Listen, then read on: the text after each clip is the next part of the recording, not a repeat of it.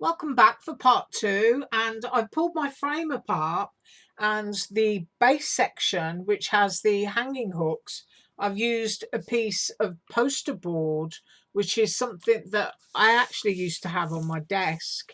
This I think is $1.99 from Michael's, and I've applied this onto that frame board using yes paste and a spatula. And the reason that I use that is because it's really good stuff, washes up with soap and water, and your paper doesn't wrinkle when it dries. So that's what I've used to put it down. Now, I had used this for taking a lot of photographs, and it's a bit dinged up, and really that doesn't bother me. It's probably going to add to the overall effect, but I didn't want anything that was going to be dark or dingy in the background there. So what I did, as I said, was remove the glass, remove the frame, but you also get another bit which is like 1/2 inch tall and 1/4 inch deep, which means it's going to fit in within these lines here by 1/4 inch. And that's the frame that elevates the glass to make it look like a shadow box. So before I drill a hole, either at the top or the bottom, in which to insert the fairy lights through the back, I need to know roughly how many more die cuts I'm going to need to be able to fill. Essentially, this is the canvas, isn't it? So, I know that I've got a daffodil there, and I am going to raise the camera a little bit more. I'm hoping to get as much in as possible.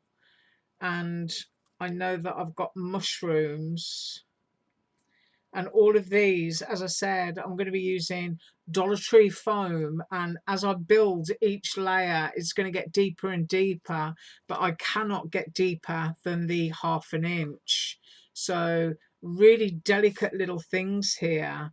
But as I said, you do get 4 sheets of that printed paper for your dies, which allows you essentially 8 die cuts. Like there's a piece of ivy, and there's a sort of like apple blossom bough, and I hope my throat isn't going to go completely on me, but sort of like just pulling all the pieces apart to see just how much space they're going to fill, because you want it to be nice and full, or at least I do. And then you've got sort of like apple berries, and you've got other little bits of blossoms, but you're quite literally building a garden on the canvas, and super nice and easy, because all you're doing is cutting out a picture really.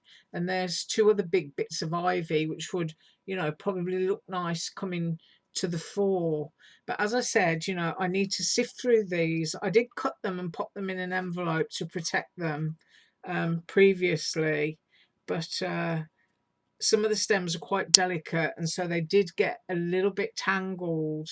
And so what I'm essentially doing is sorting out all of the bits that I've got here and seeing how many more I need to cut to make this look nice and full. Now, I don't want you sitting there forever watching me untangle die cuts, so I'm going to pause, see how many I've got in this space, and I'll be straight back.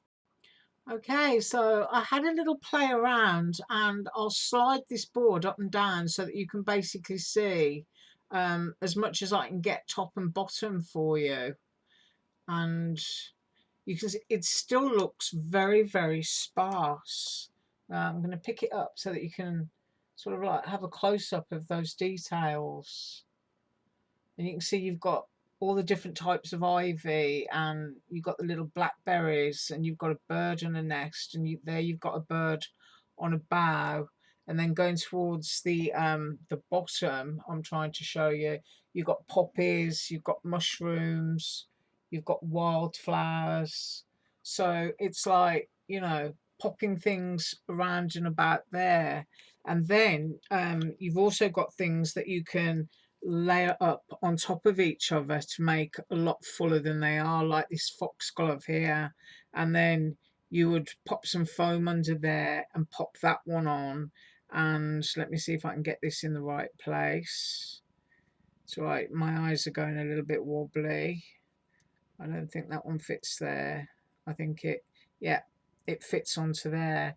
So what you're going to end up with is a three-dimensional foxglove. So I think I've got another three of these to cut out, and then they're really going to sort of like fill in the background.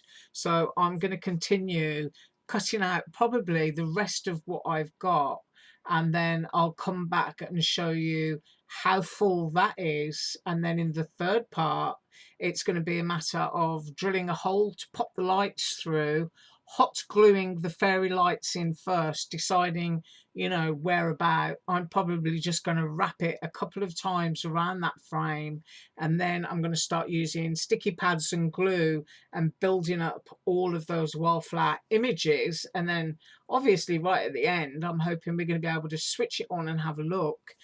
I'm not entirely sure yet whether I'm going to add any twinkling glitter onto some of these. I may and I may not. I'm thinking about it, but I'm going to go off and die cut some more, and I'll be back for part 3.